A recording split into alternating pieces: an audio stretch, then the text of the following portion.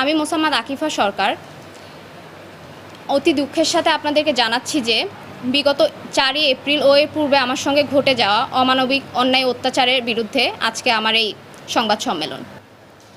মোহাম্মদ ফজলে রাব্বি বর্তমানে যিনি আমার স্বামী, ওনার সঙ্গে আমার পরিচয় হয় গ্রামীণ ফোনে চাকরির সুবাদে 2017 সালে। উনি আমার জীবনে বিগত সকল ঘটনা সম্পর্কে অবগত। আমরা 2024 সালের শেষের দিকে পারস্পরিক একটি সম্পর্কের মধ্যে জড়িয়ে পড়ি। আমার দ্বিতীয় স্বামী চলে যাওয়ার পরে আমি নানাভাবে মানসিক বিপর্যয়ের মধ্যে দিয়ে যাচ্ছিলাম। সেক্ষেত্রে সে সর্বদা একজন ভালো বন্ধু হিসেবে আমার পাশে থেকেছেন। সেই বিশ্বাসের ফলশ্রুতিতে একসময় আমরা সম্পর্কে জড়িয়ে পড়ি। পরবর্তীতে 2025 সালের জানুয়ারি মাসের 9 তারিখে আমরা তার পরিচিত এক বন্ধুর বাসায় গিয়ে সেখানে বিবাহ সম্পন্ন করি, যেখানে সে 5 লক্ষ টাকা দেনমোহরানা ধার্য করে আমাকে বিবাহ করে। সেখানে আমার পরিচিত কেউ উপস্থিত ছিলেন না। আমি তখন তাকে রেজিস্ট্রির কথা বললে সে তখন বলে কিছুদিন পরে আমরা পারিবারিকভাবে বিয়েটা সম্পন্ন করব, রেজিস্ট্রিটা করব। সেক্ষেত্রে আমি তখন তাকে নিয়ে আমার মিরপুরের ফ্ল্যাটে, যেটা আমি পূর্বে যেখানে বসবাস করতাম, সেই ফ্ল্যাটে আমরা একত্রে বসবাস শুরু করি। দীর্ঘদিন অসুস্থ থাকার পরে পুনরায় তাকে যখন আবার কাবিনের কথা বলি, তখন সে আমার সঙ্গে রাগারাগি করে বাসা থেকে চলে আসেন। পরে ঈদের পরে আমি প্রথম ভোলায় যে ঘটনাটি ঘটে, 4 এপ্রিলের ঘটনা, সেদিন আমি ভোলায় এসে উপস্থিত হই তার বাড়িতে। সেখানে উপস্থিত থাকা অবস্থায় তখন আমি তাকে যখন আমাদের রেজিস্ট্রির কথা বলি, তখন সে আমার কাছে 5 লক্ষ টাকা দাবি করে।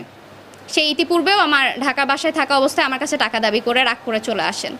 তো আমি তখন তাকে বলি সব কিছুই আমি ম্যানেজ করে দিব, চেষ্টা করব, তুমি তাহলে রেজিস্ট্রিটা করে আমার সঙ্গে ঢাকায় চলো, আমি সব কিছুই আমার পরিবারের সাথে কথা বলে ম্যানেজ করব। তখন সে রাগারাগি করে আমার সঙ্গে ঢাকায় যেতে একমত না হয়ে এক পর্যায়ে তার বাড়ির একটি কক্ষে নিয়ে গিয়ে আমাকে বন্দি করে রাখে, তার পরিবার সকলে মিলেই।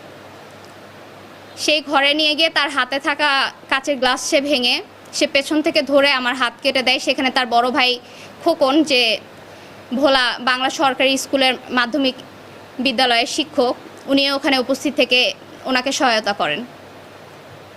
পরবর্তীতে তারা সারা দিন আমাকে নানাভাবে অত্যাচার করে, মারধর করে, আমার হাত কাটা পুরো শরীরে আমার মুখ বেঁধে রাখে, হাত বেঁধে রাখে, হাত পা দড়ি দিয়ে কাপড় দিয়ে বেঁধে রাখেন, তারপর আমার মুখ কস্টেপ দিয়ে কাপড় দিয়ে বেঁধে রাখেন ওনারা। এর পরবর্তীতে যখন তারা সারাদিন আমাকে মারপিট করেও তাদের রাগ কমেনি, তখন তার বড় ভাই আমাকে ধরে, তারা সবাই আমাকে ধরে রাখে। তার বড় ভাই খোকন, যিনি বাংলা স্কুলের শিক্ষক, উনি আমার মুখে বিষ ঢেলে দেন। পরবর্তীতে আমি বমি করতে থাকলে তখন আমার মুখ খোলা থাকায় শব্দ হয়, আশেপাশে কিছু লোকজন এসে আমাকে ভোলা সদর হাসপাতালে নিয়ে যায়। হসপিটালে থাকা অবস্থায় আমি থানায় একটি অভিযোগও করি। পরবর্তীতে আমি ঢাকায় চলে গিয়ে মামলা করার জন্য প্রস্তুতি নেই। তারপরেও আমি তাকে বোঝানোর চেষ্টা করার জন্য তার বাড়িতে যাই, কথা বলার চেষ্টা করি। তারা কোনোভাবেই না মানলে আমি ভোলা সদর থানায় গিয়ে ওখানে ওসির সাথে কথা বলি।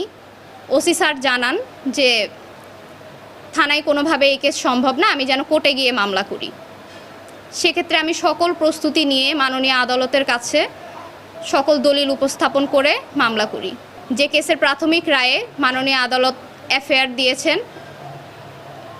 ভোলা থানাতে। তারা আমার ফোন, ব্যাগ সব কিছু কেড়ে নিয়ে গেছে, যেখান থেকে তারা আমাকে হুমকি ধামকি দিচ্ছে, আমার পরিবারকে হুমকি ধামকি দিচ্ছে। তারা আমার ফোন থেকে বিভিন্ন ছবি, আমার প্রাক্তন স্বামীর সঙ্গের ছবি, তারপর আমার বন্ধু বান্ধবদের